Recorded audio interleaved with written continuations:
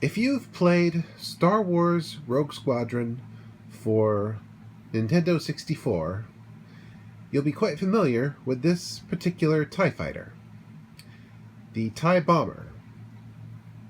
In the first couple levels of the game, this is the TIE that you end up dealing with the most.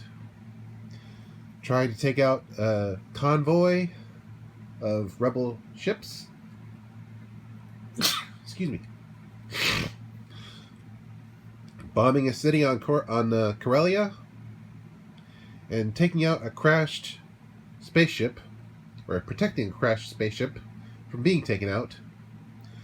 All the while, hearing these chugging along, dropping their bombs.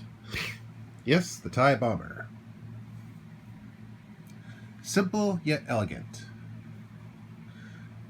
And frankly, probably more useful than the TIE Fighter or even TIE Interceptor if you were to replace the bomb section on this side with a hyperdrive and shield generator.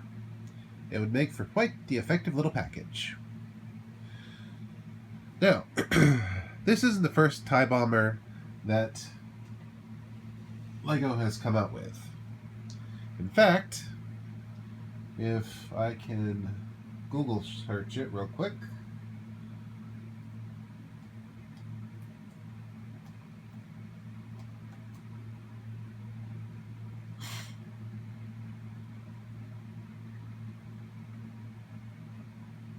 Let's see.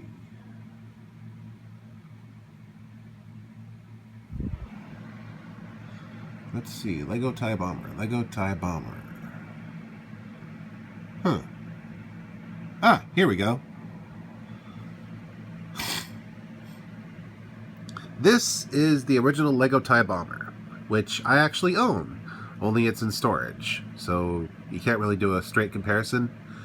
But this was actually quite a bit larger, I think, than this, which has been streamlined and sort of reduced, but is fairly consistent with the design.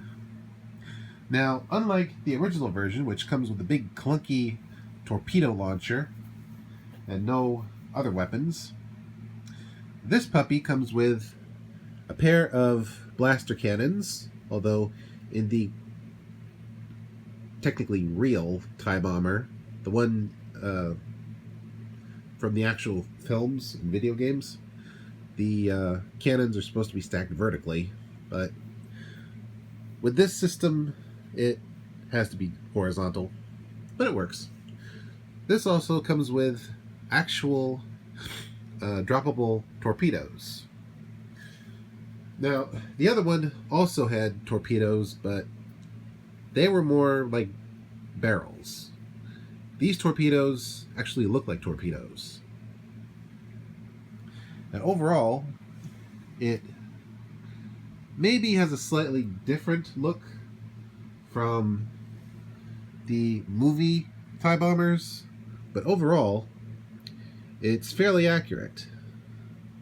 Now, this orifice at the front in the video game from the later Rogue Squadron iterations had cluster torpedoes, but this one is just for show. The cockpit, located here, is pretty simple. It's a friction fit, so if you flip it upside down, the thing will flip open. The pilot is sort of nested in there without any hold. There's even a spot for spare torpedoes, or spare blaster bolts. Or you could put the sidearm of the pilot in there as well. Well, in place of the torpedoes.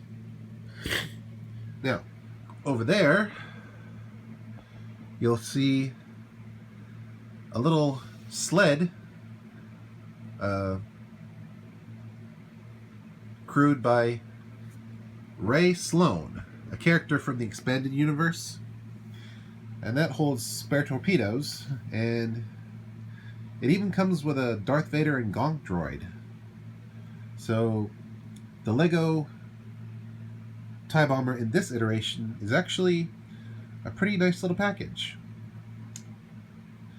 Now, some would argue it's pointless to keep reissuing old designs instead of coming up with new ones, but honestly, being able to compare the old to the new, this version is far tighter and more cohesive than the previous iterations. Might make it worth it. Now, granted, the price has gone up, but unfortunately, that's the case with everything. But overall, if this is your first exposure to LEGO Star Wars, it does the legacy well. Much like the original Boba Fett's spaceship, Slave One, went a massive upgrade, this is not quite as massive, but I would call it an upgrade as well. This is Mr. J signing out and reminding you, never stop building and never stop imagining. And never stop trying to find space for your LEGO Star Wars models, because what's the point in having them if you can't display them? May the Force be with you.